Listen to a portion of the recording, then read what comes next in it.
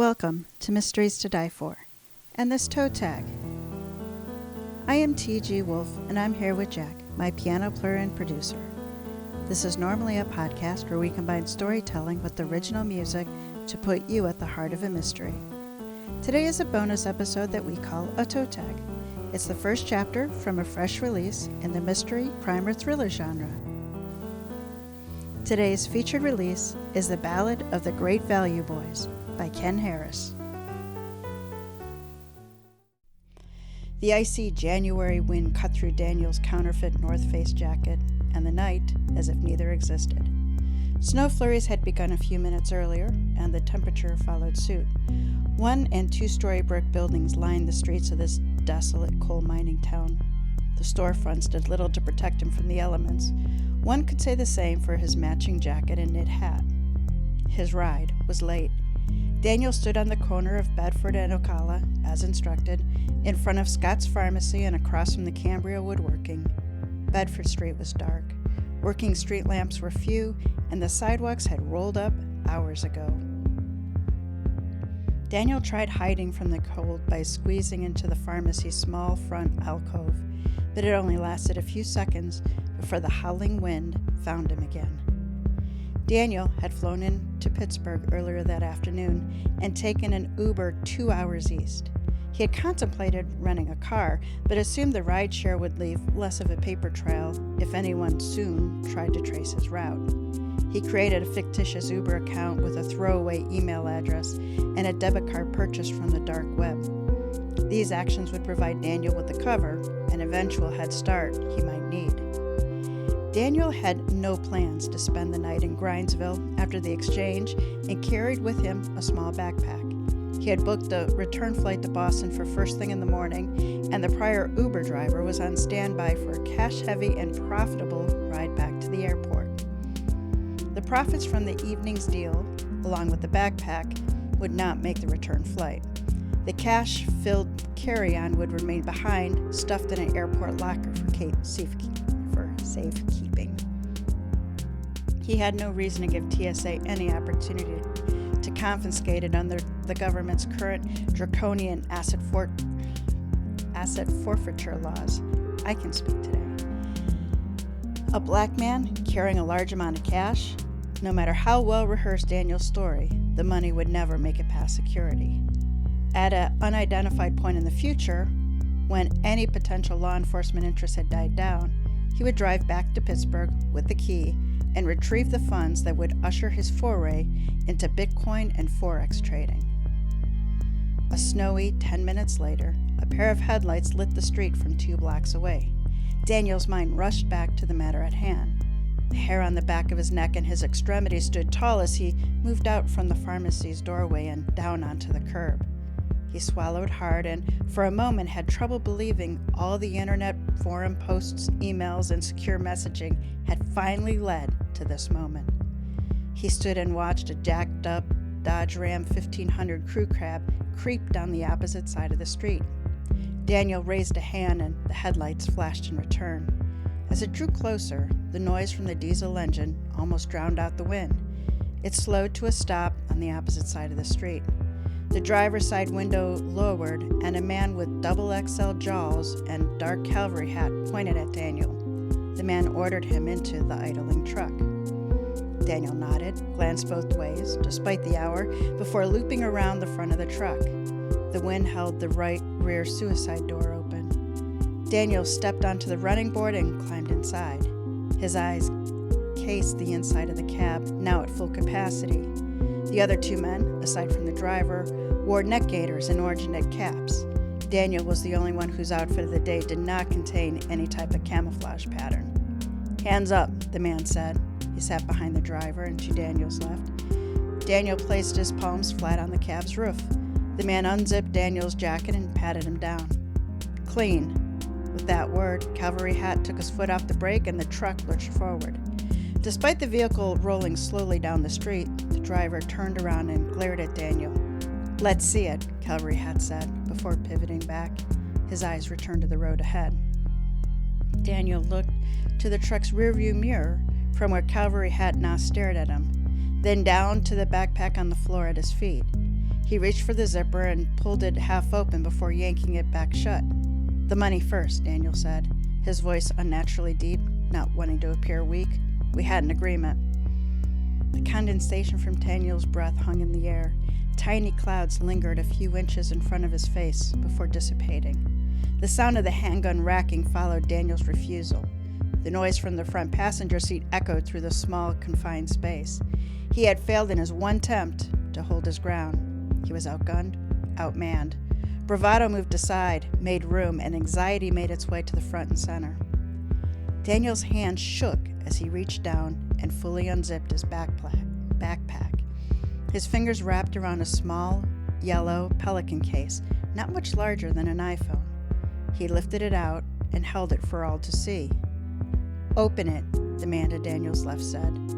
Cavalry Hat's eyes nodded in agreement from the rear view. "Can't. Won't," Daniel said.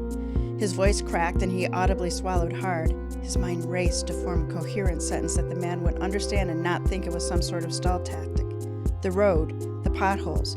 If one of these vials falls out, or worse, breaks open, we might all be in serious shit. And you know what this is, and you know what it's capable of. Not to mention, you'd be out of product. Our communications have gone over the potential dangers. All right then. A smoother surface at a full stop it is. The agreement from the driver's seat relaxed the tension of the cab, but did nothing for Daniel's increasing anxiety. He bought himself a couple minutes, at most, and his hands tightened around the small plastic box. He was naive to think he could make the exchange on the back of the corner and had been waiting on his return ride to the airport. A silence filled the inside of the truck until the sound of the turn signal pulsed. The truck turned into a residential parking center.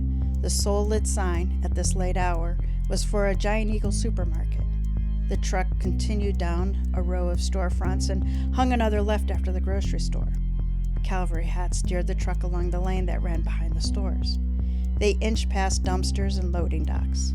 In this spot, the truck would not draw suspicion from anyone on a late-night grocery run. Brakes squeaked, and the truck slowed to a stop somewhere behind the Hallmark or Five Below, if Daniel's estimation was correct. Before he realized they had in fact reached their destination, the driver threw the gear shift into park, and the man to Daniel's left pried the Pelican case from his hands. Daniel should have expected the man's forced fumble, but his attention had found and focused on the greater threat. The barrel of the previously racked handgun now pointed out from between the front seats. The firearms entry into the meeting emphasized the point that Daniel needed to understand. The sooner the better. Try nothing stupid and no more delay tactics. The man to his left flipped the latches open on the case and opened the lid. "Looks like it's all here, but we won't know until Clyde can test it." He then closed and secured the small container. "Well, what are you waiting for?" Cavalry Hat said. "Get." The driver's side suicide door swung open, and the man disappeared into the dark. A second later, it slammed shut with an assist from the wind. Daniel's ears caught the sound of all four doors locking over his rapid heartbeat. His sphincter clenched. He understood what little leverage he had on the deal was now exhausted. Long gone into someone named Clyde. The cab's dome light flickered to life, and Daniel continued involuntarily practicing the world's longest Kegel exercise.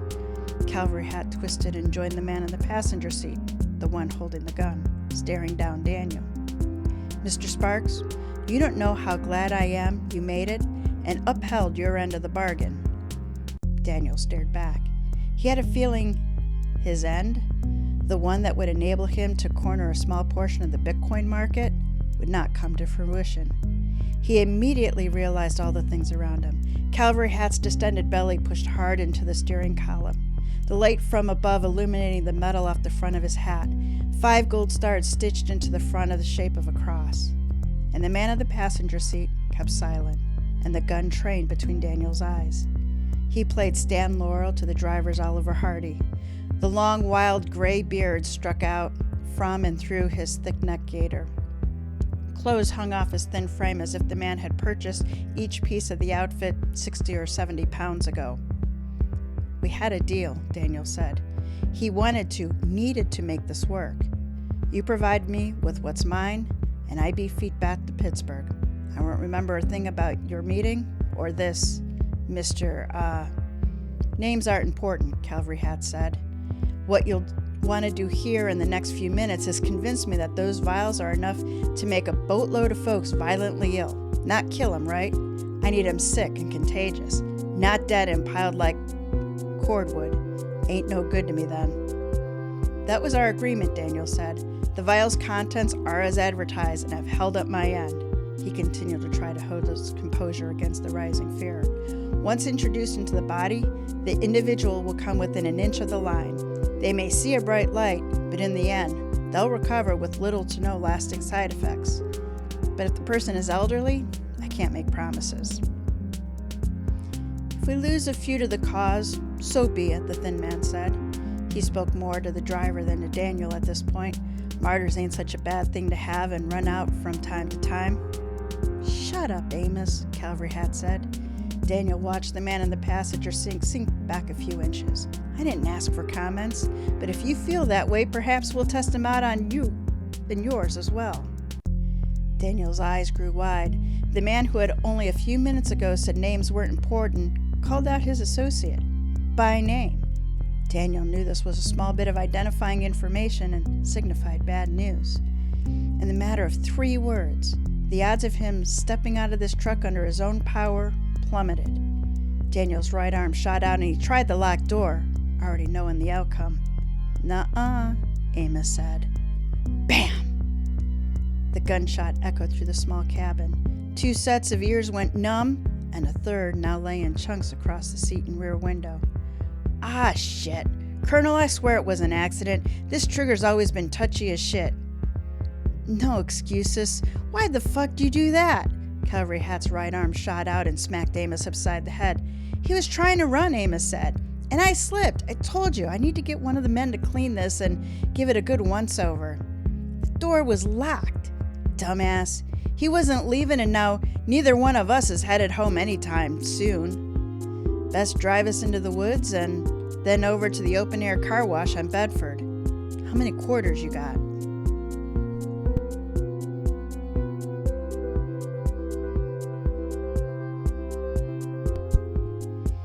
Chapter 1.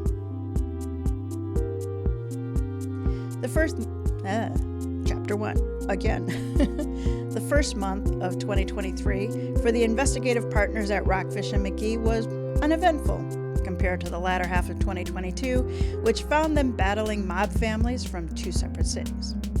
While Rockfish and Johnny enjoyed the quiet month of January, Annetta Provolone, the first female head of the South Jersey Provolone crime family, killed time making grilled cheese sandwiches on a radiator at the Federal Correctional Institute in Brockton Mills, West Virginia.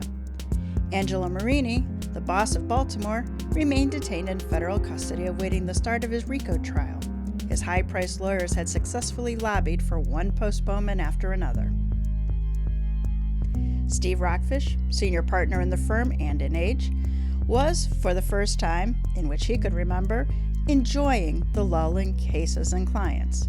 His usual demand for hard-hitting investigations lessened with each sudden, aching change in the weather. Cold, rain, and dampness each caused his left arm to throb a little bit more from where the bullet, fired by a Provolone soldier months earlier, had passed through. His bones and muscles didn't bounce back like they once did, and Rockfish slowly understood time off did a body good.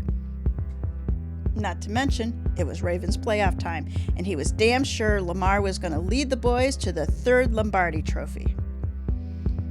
Johnny McGee, fresh off testimony in one trial, stared at her calendar and reluctantly counted the days until the 2nd. It didn't matter if it was the one on her desk, refrigerator, or trusty iPhone. To her, the lull had the complete opposite effect than on her partner. Free time enabled those far-to-reach dark crevices in the back of her mind to run wild. The anxiety intermixed with words Rockfish had passed on after the first case they had worked together. It never ends, kid. There's always someone who feels the need for retribution in order to impress.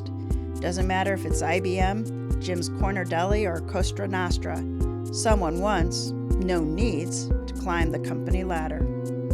She hoped the pink Glock 19 had recently gained concealed she recently hoped that Pink Glock 19 and recently gained concealed carry permit would prevent her from relying on kicks to the groin and roundhouse rights to hold those potential climbers at bay. Lynn Hurricane Tesla, the firm's only other employee, excelled at running the office's day-to-day administrative duties. She continued to emerge slowly from the PTSD shell she had retreated to via the abuse suffered from the Earl Porbeagle case. She had found it therapeutic to work with these same issues, with filming the second season of Rockfish and Johnny's Nicolita TV docuseries, which covered that investigation. Lynn had even volunteered for minor tasks outside the confines of the office, and it thrilled the partners to have her back lending a hand in the field, no matter how small and far between. Raphael Raffi Perez, Rockfish's longtime friend, part-time confidential informant, and full-time scam artist, was more than willing to recount, to anyone who wanted to hear and some that didn't, the epic showdown off the coast of New Jersey with a handful of mafioso. He and Rockfish had come up on top, but to hear him tell it, it was Raffi that single-handedly led the smackdown. He prayed for the partners and the producer to greenlight a third season, one where he would have a more prominent role, unlike the second where his work mostly ended up on the cutting room floor and Lynn had received a good portion of screen time. Speaking of the highest-rated quasi-reality show on Elon Musk's Nicolita TV and their producer, Angel Davenport. The second season focused on Earl Porbeagle and the Church of the Universal Nurturing II investigation. The network had scheduled a premiere for the first week of February. Rockfish remained sort of angry over the network's veto of his suggestion to title the 8-episode run See You Next Tuesday. And last but not least, Steve's baby, affectionately known as Lana 2, continued to wake the neighbors when he used the remote start. The Dodge Challenger Hellcat and its 717 horsepower sounded better, but looked as sweet as the original. The inaugural Lana now sat in the backyard, crushed into a block measuring 3.5 feet high, 2 feet wide, and 4 feet long. On many nights, Steve would drag a chair down off the deck in order to fill her in on all she missed. Little did anyone know that Raffi's latest get-rich-quick scheme would soon bring an end to the peace and quiet.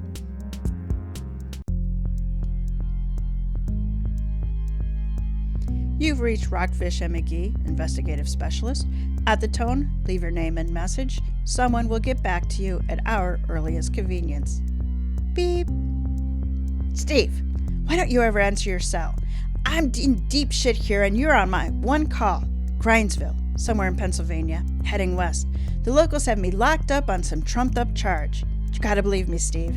I didn't do a damn thing. Partners stood around Lynn's desk and listened to the voicemail, left the previous evening. Their administrative assistant had heard Raffi's plea for help first and immediately reached out to Rockfish and Johnny to advise of a friend at the office's predicament. I'm guessing you didn't pick up his call yesterday, Johnny said with a perturbed look on her face. Would you want to talk to Raffi every time he calls? Rockfish said, raising his own eyebrows. Plus, I didn't know it was him. The notification came up, unknown caller. I forwarded it to the office line. I assumed it was spam, figured we'd listen and handle it on Monday, and well, here we are. Plus, I didn't want to mute the television. It was that new Marvel movie, Hawk Girl Takes Topeka. DC Universe, but I totally get where you're coming from, Johnny said with a grin. Too bad it wasn't a scammer halfway around the world calling regarding our Medicare benefits. If I was his only call, then he's expecting me to come up there and bail him out. Where the hell is Grindsville anyway? Central Pennsylvania, boss, Lynn said. She glanced up from her computer at Johnny and Rockfish, standing on the one side. 2 hours east of Pittsburgh. What did you think he did? You heard as much of that rambling message as I did, Rockfish said. Lord knows what type of scheme he had at his mind and he was trying to run on the rural bumpkins. He stepped back into the office's bullpen area before slumping into his favorite recliner. This is the last damn thing I need today. The Andrus case keeps raising its ugly head and I don't have time to handle 2 problem children at once. Where's my morning coffee? Steve, you know as well as I do, Raffi's voicemail changes with each money-making opportunity, Johnny said. He hadn't noticed she followed him and had taken up her normal seat on the couch, laptop open and at the ready. Might as well dial and listen. It might give you a leg up on what you're facing in Grindsville, assuming you're going and someone powered down his phone. It's probably in the evidence storage locker. The call should go straight to voicemail if you're considering following up on this. You know as well as I do I can't leave him hanging, Rockfish said. Google says it's anywhere between 3 and 4 hours to get there as Lana flies. If I can get out of here before noon, I might have him sprung before dinner. He shifted his body in the chair and turned toward Lynn's desk. Lynn, let's hear it. Speed dial 4 on speaker. Give me a sec. Rockfish and Johnny got up and stood around Lynn's desk. They both leaned across and listened as the number rang once and then rolled to voicemail.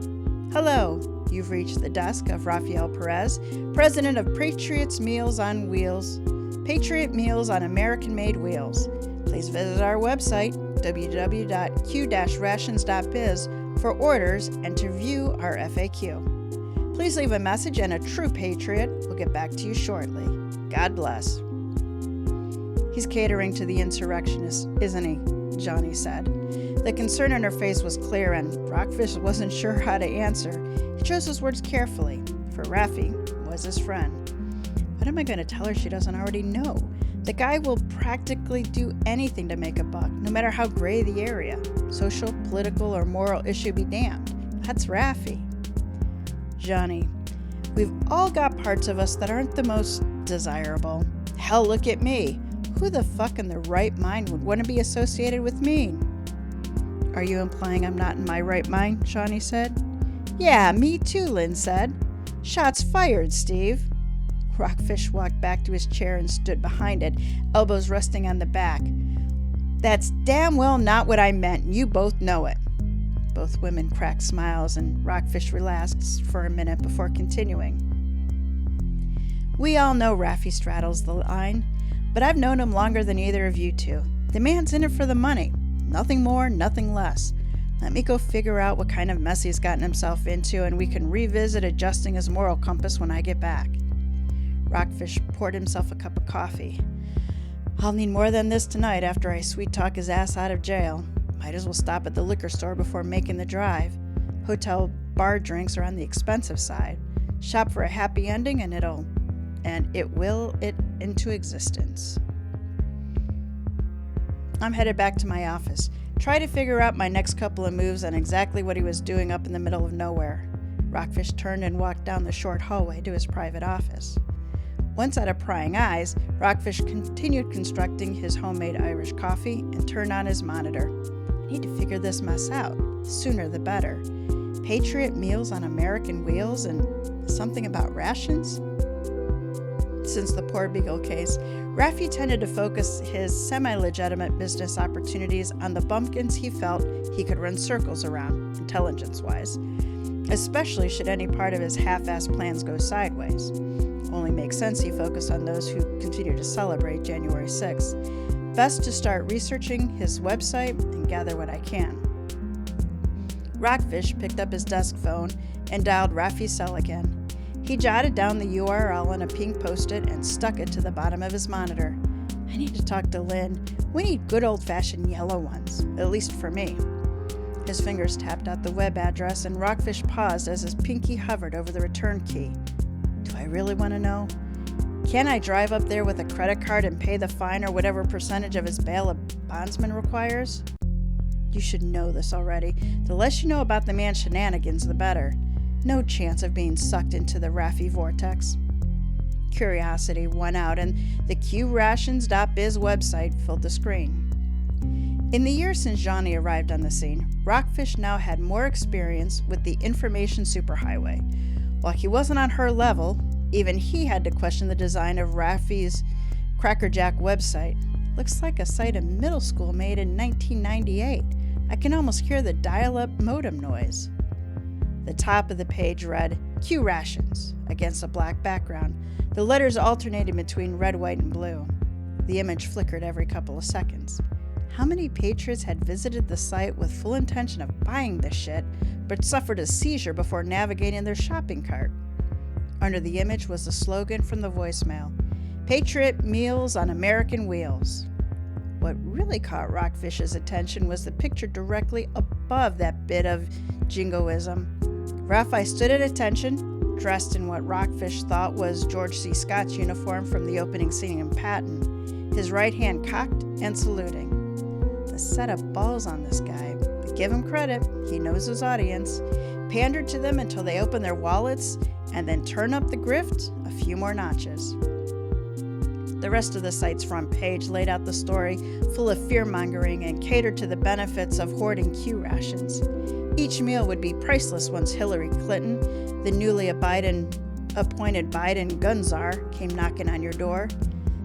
Think the supply chain is fucked 6 ways from Sunday now? Wait until George Soros declares martial law. Repackaged MREs? How did he come up with this idea? Rockfish imagined the interest in the rising demand. He wondered where Raffi would or had gotten his supply from. He ain't cooking and packaging this shit in the basement of his townhome. The rest of the page detailed the different options of Q rations available for purchase, but Rockfish had seen and read enough. He moved his mouse over to the top of the browser and printed the page, before hollering down the hallway to where Lynn and Johnny continued to talk. "Lynn, can you use that web crawly thing and download me a copy of Raffi's entire website?" Rockfish said. "Chuck it on a USB along with the prison voicemail and I'll take it with me. I'm not sure what kind of internet I'll have out in the mountains of west central Pennsylvania." "Got it, boss." "I'm on it," Lynn said. "You're a lifesaver." Rockfish smiled to himself and heard a light knock. He glanced up to see Johnny standing in the open doorway. "You're going this alone?" "There's something to be said about going lone wolf in that area of the country, if you know what I mean. Plus, I don't have the time to find a good-looking shot for when the milk container people call for your missing person picture." "I get it, but he's my friend and occasional support to this office," Rockfish said with a shrug. "Listen, I'll run up there, grab a hotel, pay his fine, and come back with him riding shotgun in the morning. Worst case, it's bail money instead of a fine, but at least he'll be back on the street and owe me one." Johnny shifted her weight from one leg to another and then leaned against the doorframe, her arms crossed. Rockfish understood his reasoning. He hadn't fully sold his partner on the trip. In fact, Rockfish had lost count of exactly how many Raffi currently owed him. "I can see you still don't think it's a grand plan," he said. "But if you come, who's going to stay here and handle Andrus? I mean, I love he keeps hiring us, but the man is a handful, and I can't, in good faith, ask Lynn to deal with him on an almost daily basis." Rockfish saw that this line of reasoning was an easier sell by Johnny's nod and expression. "He's our best client at the moment," Johnny said. "Best paying, too." "Coddle him," Rockfish said. "Hold his meetings at arm's length. Do whatever you need. I'll be back before noon tomorrow and be on my phone line at all times." He stood up and grabbed his messenger bag and laptop. "You're leaving right this instant?" "Yeah, I need to swing by Bass Pro Shops and pick up a few camo shirts, knit hats, and a jacket. It'll be pretty cold up there and I'll blend in better. In small towns like this, the natives are restless, just trying to prevent any kind of run-in." "Well, better grab one of Matt's old trucker hats by all means. Don't shave," Johnny said, and then stepped out of the doorway. Rockfish paused and held out his fist, and Johnny bumped it. He picked up the USB from Lynn on his way out the door and auto-started Lana before stepping out into the February cold.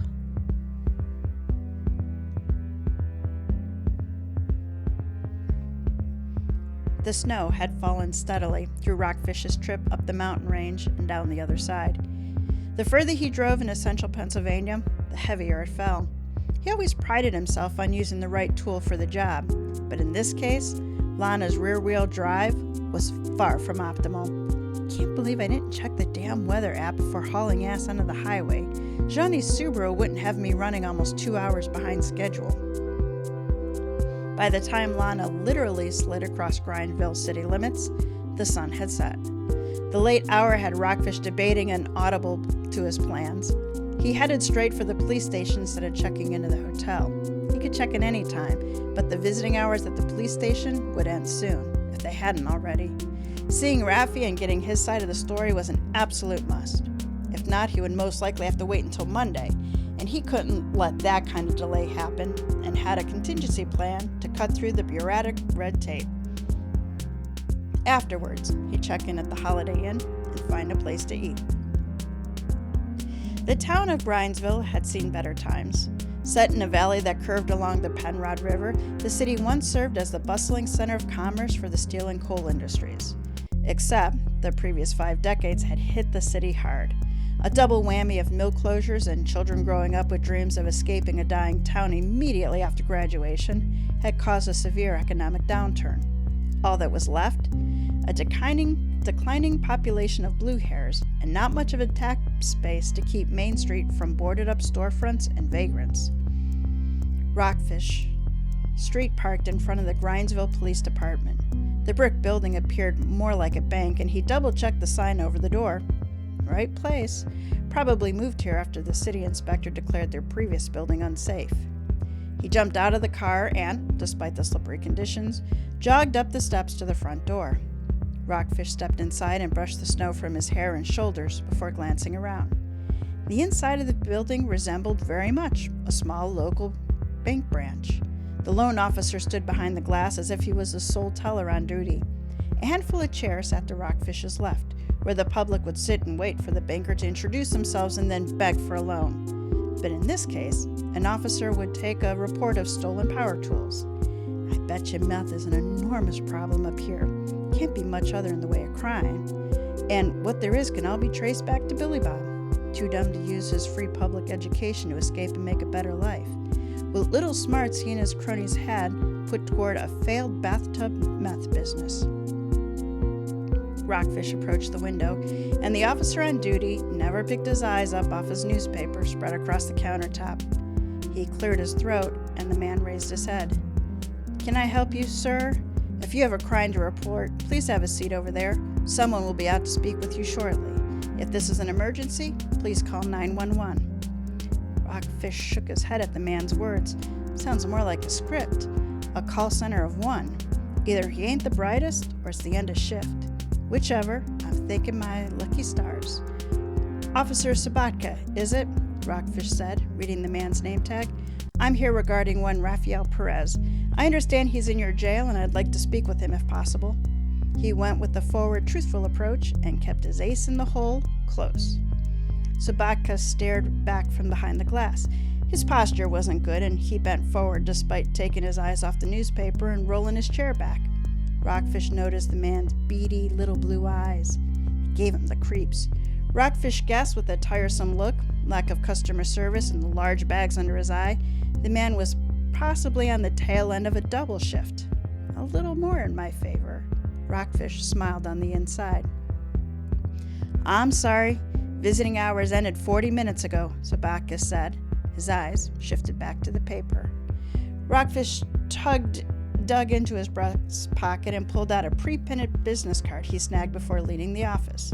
He had different versions printed for every occasion, and he slid the card under the glass before beginning his own well-rehearsed spiel, one that opened many a door in the past. "Officer, I'm James Taggart, attorney at law, and I represent Mr. Perez. I'd appreciate it if you give me a few minutes with my client. I understand it's late on a Friday afternoon and the Cracker Barrel is calling, but the weather delayed me and I owe the man the best defense money can buy. By the way, can I get a copy of the arrest report? You understand, for my records, if not discovery purposes." Rockfish's smile was as wide as his eyes. Sabatka glanced up and moved his attention to the computer on the left. He swiveled his chair, and a half a dozen keystrokes later, Rockfish heard the printer fire up. Sabatka handed him a single sheet of paper. "That's all I have access to at the moment, Mr. Taggart. Like I said, visiting hours are long over, but if you're his attorney, I can give you 10 minutes. After that, you'll need to leave, as we'll be in the middle of a shift change. You can come back Monday morning before his arraignment." "Understood," Rockfish said, thanking his lucky stars. "I'll buzz you through the door over there." Sabatka pointed to the door on the far side of the room. Rockfish folded the printout without reading it. He slid it into his jacket pocket and headed toward the door. "Once I buzz you through, second door on the right. Grab a seat and I'll have one of the deputies bring the prisoner around. Rockfish pulled the door handle and when he heard the lock disengage and stepped into the short hallway. The small visitor room was painted in off-white. Paint chips littered the floor and cracked under Rockfish's shoes. 2 chairs faced each other, separated by a glass and a corresponding doorway directly across the one that Rockfish had entered through. He sat down and waited. 10 minutes later, another buzz filled the room. The opposite door swung open and Raffi shuffled in. Rockfish took in his friend, hands cuffed in front. Raffi raised his eyebrows at Rockfish and nodded in return. The officer exited and left the 2 men alone. Raffi wore a pink jumpsuit with Grindsville Jail stitched across the front like a baseball jersey. His hair, usually worn in a wild afro that would make the patrons at the Studio 54 jealous, was flat and matted against his head. The bags under his eyes rivaled Sabaka's in terms of dark color and size. This was the first time in a long while Rockfish had seen his friend not dressed to the nines in his signature 3-piece suit. The look of defeat weighed heavily on Raffi's face. Rockfish gazed to his left and then to his right for the standard telephone receiver. He came up empty and then noticed a glass partition that did not extend all the way to the ceiling. It ended after roughly 6 feet.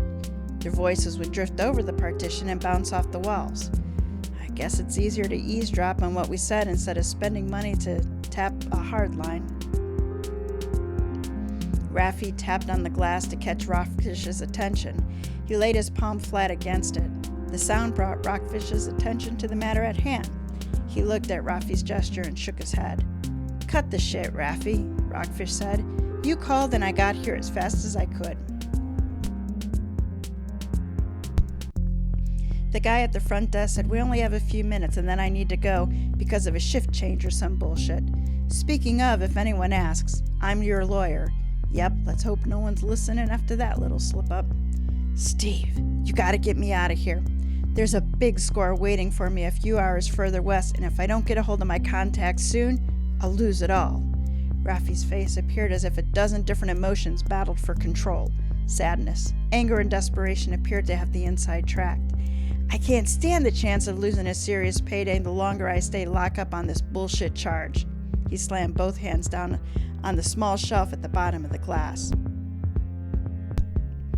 "Listen, Raffi, I didn't battle Snowmageddon and almost bite it a few times coming down this side of the mountain to listen to you whine about your latest money-making venture. I heard your outgoing message. I think I know all I need to," Rockfish said and folded his arms. "Plenty of time for that later. I need to understand why you're in here. Your version. I have theirs right here." He pulled the paper from his jacket pocket. "Man, I got set up." "Oh, really?" "I'm not bullshitting you, Steve," Raffi said. His eyes were wide as saucers. "I was only trying to drive through this podunk ton, nothing more. The truck started sputtering and she finally gave out on this crappy 2-lane road as soon as I passed the Welcome to Grindsville sign. I sat there, no heat, no cell service, and freezing my ass off." "You had a truck?" "Had. An old white box truck," he said.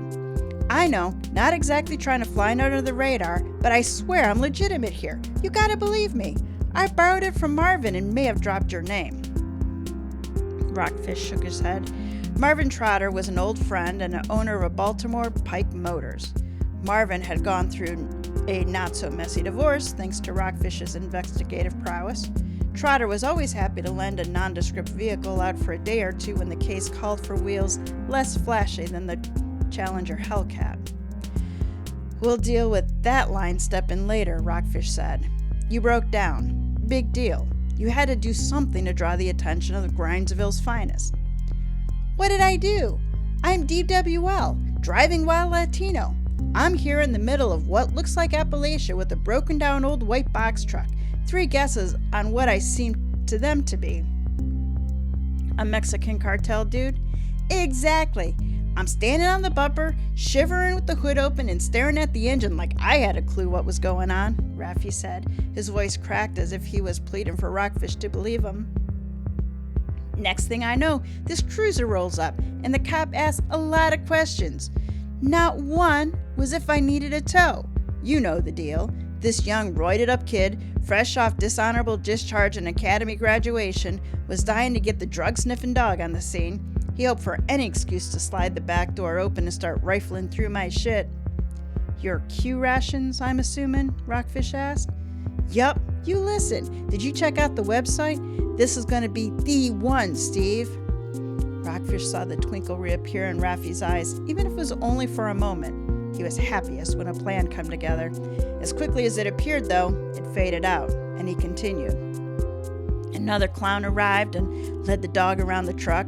Of course, the mutt sat down right next to the rear bumper.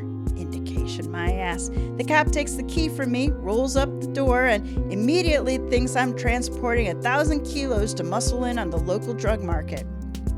No drugs? Rockfish raised his eyebrow and tilted his head. He needed the truth from his friend in case this MRE deal was a front for something larger, dirtier.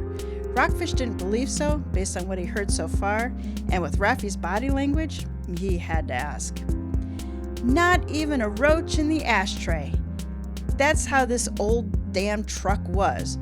I should have thrown Marvin a few bucks when I dropped your name for a newer model, and I wouldn't be in this damn mess. But when a cop's field testing failed, they still couldn't look past the picture on the front page of the newspaper.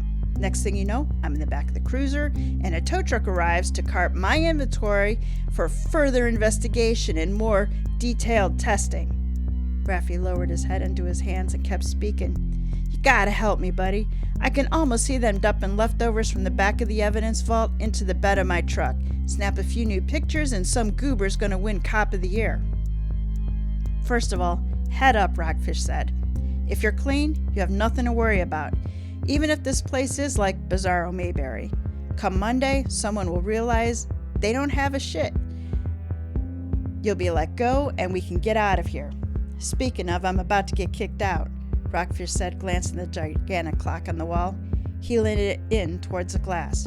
Remember, James Taggart, Esquire, if anyone asks. I'll be here on Monday. I got a credit card to cover any towing and the other expenses they try to dump on you. Check that. Not try, but will. This smells like a money-making venture for a dying town. Sit tight and I'll see you Monday. Trust me.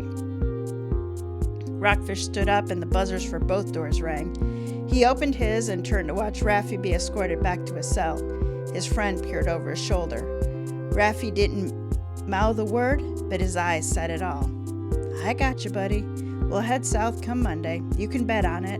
Might have to sacrifice the truck and those shitty MREs, but I can sweet-talk Marvin out of charging Raffi over a broken-down engine. And I could give a fuck about the survival meals. Not my scheme, not my problem. I'm here to get you back home in one piece. The storm had grown intense during his short time inside, and no one had bothered to shovel the front of the building. Rockfish inched down the snow-covered steps. The last thing he wanted to do was fall ass over elbows and end up in the hospital. Probably have to lay flight me to Pittsburgh. Snow covered the car, and the most recent plowing had thrown 8 inches of compact snow and ice around Lana's exterior.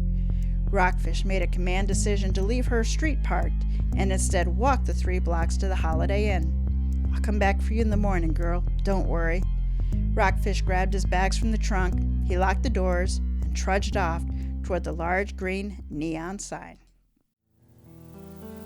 Alright, now here's my review. The Ballad of the Great Value Boys is a PI mystery. Steve Rockfish is up in central Pennsylvania doing what is becoming a hobby, getting Raphael Perez out of trouble. This time, quick thinking and fast talking isn't enough, and the pair limp back to Baltimore with their pockets lighter. And Raffi isn't willing to let the loss stand and wants to go back in. When Steve declines, Raffi recruits the recently retired Dan Decker. Now it'll take the combined talents of Rockfish and McGee to save Raffi and Dan and stop the swarm of hornets that they've kicked up. This is Rockfish and McGee's 4th case. The story drives forward on the personality and strength of the character of Steve Rockfish and Johnny McGee. Both are well-developed characters who grow stronger with each case as they learn to rely on their partner's complementary skills. Rockfish is old school, hard-drinking detective, while Johnny is a modern, tech-savvy counterpart. The two are opposites in experience, history, tastes, and styles, but they match where it counts, their dedication to each other and their clients. This case takes a cue from headlines and social media. The Penn Forest Patriots, who Rockfish dubs the Great Value Boys, paint a duty-filled patriotic picture to their followers. With their mix of politics, religion, racism, and greed, they manipulate a small town for fame and financial gain. Parts were hard to read as good and well-meaning people were used by their leaders, people that they looked up to and trusted. This story lives up to the Rockfish and McGee legacy. Rockfish is irreverent and unapologetic as he works against his better judgment to help Raffi. Rockfish does not lack for courage or loyalty, and Johnny more than carries her weight in this case, proving that working smarter can't outperform working harder. A supporting character in past cases, Captain Dan Decker takes a central role. He's been forced into retiring from the Baltimore PD, and he isn't handling it well. He's gone from working 100 miles an hour to idling in his Florida room. Raffi is an instigator in this one, a role he plays really well. I know he was well written because there were many times through this story that I just wanted to wring his neck. The pacing here was solid, but a little bit different from typical Rockfish cases. Rockfish doesn't want to tackle the Penn Forest Patriots. He tries to walk away only to be pulled back in again and again, which creates a type of ebb and flow rhythm that the other Rockfish stories don't have. As a PI story, the logic holds up well. The bad guys have a plan and they work it through. When Rockfish, McGee, and company derail those plans, they regroup and they keep going. Raffi and Decker drive the story, pulling Rockfish and McGee back in. This story does work as a standalone, but I think it would be best enjoyed after reading the others. While there's numerous references back to the first three cases that are enjoyable Easter eggs, the experiences of the characters in the past stories really inform how they act in this one. The Ballad of the Great Value Boys is being released from Black Rose Writing and is promoted by Partners in Crime. The boys are releasing on February 6, 2025. Pre-order is available now from your favorite online retailers, as well as Ken's website and Black Rose website. It is also available from Amazon. The link is in the show notes. About Ken Harris. Ken Harris retired from the FBI after 32 years as a cybersecurity executive. With over 3 decades of writing intelligence products for senior government officials, Ken provides unique perspectives on the conventional fast-paced crime thriller. He is the author of From the Case Files of Steve Rockfish series. He spends his day with his wife Nicolita and their 2 Labradors, Shady and Chalupa Batman. Evenings are spent playing Walkabout Mini Golf and cheering on Philadelphia sports. Ken firmly believes that Pink Floyd, Irish whiskey, and a Montecristo cigar are the only muses necessary. He is a native of New Jersey and currently resides in Virginia's Northern Neck. Partners in Crime Tours represents a network of 300-plus bloggers offering tailor-made virtual book tours and marketing options for crime, mystery, and thriller writers from around the world. Founded in 2011, PICT offers services for well-established and best-selling authors, as well as those just starting out their careers. PICT prides itself on tailored packages with a personal touch from the tour coordinators. For more information, check out their website, partnersincrimetours.com. Join us next week for the start of Season 8, Anything But Murder. First up is returning M2D4 author Ed Teja with a charred little story about flammable materials in Who Shot Liberty's Valance? All right, Jack, take us out.